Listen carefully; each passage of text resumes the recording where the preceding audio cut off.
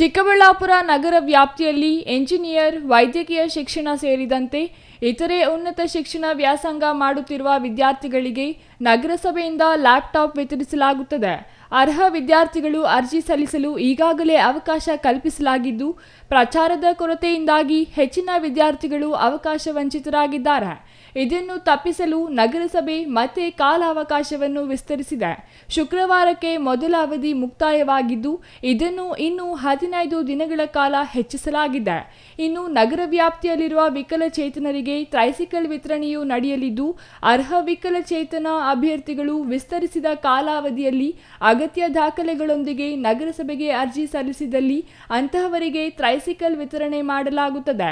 ಈ ಹಿಂದೆ ನಗರಸಭೆ ಪ್ರಚಾರದ ಕೊರತೆ ಕಾಣುತ್ತಿರುವ ಹಿನ್ನೆಲೆಯಲ್ಲಿ ಅವಧಿ ವಿಸ್ತರಣೆ ಮಾಡಲಾಗಿದ್ದು, ನಗರ ವ್ಯಾಪ್ತಿಯ ಅರ್ಹ ಫಲಾನುಭವಿಗಳು ಇದನ್ನು ಸದುಪಯೋಗ ಪಡಿಸಿಕೊಳ್ಳುವಂತೆ ನಗರಸಭೆ ಉಪಾಧ್ಯಕ್ಷ ನಾಗರಾಜ್ ಕೋರಿದ್ದಾರೆ.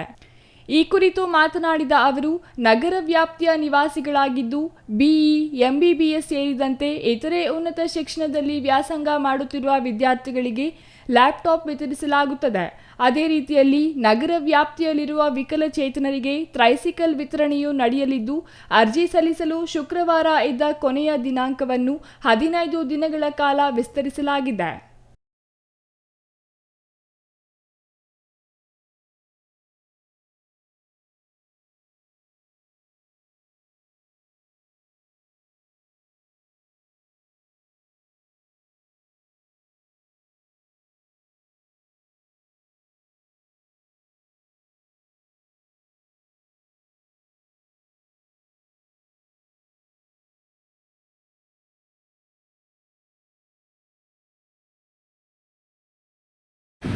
ನಮ್ಮ ಚಿಕ್ಕಬಳ್ಳಾಪುರ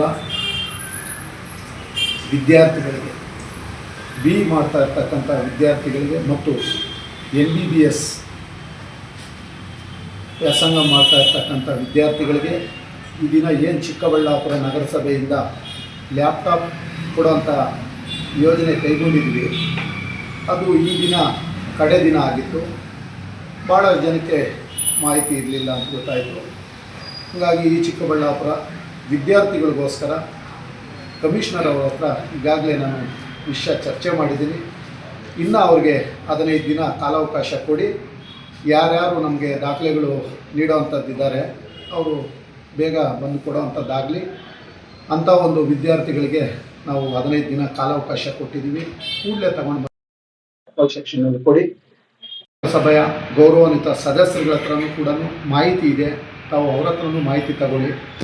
ಈ ಒಂದು ಸುವರ್ಣ ಅವಕಾಶವನ್ನು ತಾವು ಸದುಪಯೋಗ ಪಡಿಸ್ಕೋಬೇಕಾಗಿ ವಿನಂತಿಸ್ತಾ ಇದ್ದೀನಿ. ಅದೇ ರೀತಿ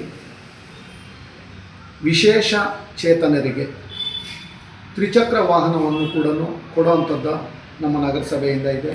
ಅವರೂ ಕೂಡ ಸಂಬಂಧಪಟ್ಟವ್ರ ಹತ್ರ ಒಂದು ಅಪ್ಲಿಕೇಶನ್ ತಗೊಂಡು ಪೂರ್ಣ ದಾಖಲೆಗಳನ್ನು ಕೊಟ್ಟಿದ್ದಲ್ಲಿ ಅವ್ರಿಗೂ ಕೂಡ ದ್ವಿಚಕ್ರ ವಾಹನ ಅಂತ ಕೊಡುವಂಥದ್ದಾಗುತ್ತೆ.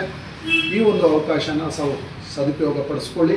ಇನ್ನು 15 ದಿನ ಕಾಲಾವಕಾಶ ಕೊಡುವಂಥದ್ದಾಗಿದೆ. ವಿದ್ಯಾರ್ಥಿಗಳ ಹಿತದೃಷ್ಟಿಯಿಂದ 15 ದಿನ ವಿಸ್ತರಣೆ ಮಾಡಲು ಪೌರಾಯುಕ್ತರೊಂದಿಗೆ ಮಾತನಾಡಿ ಅವಕಾಶ ಕಲ್ಪಿಸಲಾಗಿದೆ ಎಂದರು. ನಗರ ವ್ಯಾಪ್ತಿಯ ಅರ್ಹ ಫಲಾನುಭವಿಗಳು ಈ 2 ಯೋಜನೆಗಳನ್ನು ಸದುಪಯೋಗ ಪಡಿಸಿಕೊಂಡು ಶೈಕ್ಷಣಿಕವಾಗಿ ಅಭಿವೃದ್ಧಿಯಾಗುವಂತೆ ಕೋರಿರುವ ನಾಗರಾಜ್ ಅವರು, ಅಗತ್ಯ ದಾಖಲೆಗಳನ್ನು ನಗರಸಭೆಗೆ ನೀಡಿದರೆ ನಿಗದಿತ ದಿನಾಂಕದಂದು ಅರ್ಹ ಫಲಾನುಭವಿಗಳಿಗೆ ಅಗತ್ಯ ಪರಿಕರಗಳನ್ನು ವಿತರಿಸಲಾಗುವುದು. ಈ ಅವಕಾಶವನ್ನು ಸದುಪಯೋಗ ಪಡಿಸಿಕೊಳ್ಳುವಂತೆ ನಾಗರಾಜ್ ಅವರು ಮನವಿ ಮಾಡಿದ್ದಾರೆ. Ambareesh N, CTV news, Chikkaballapur.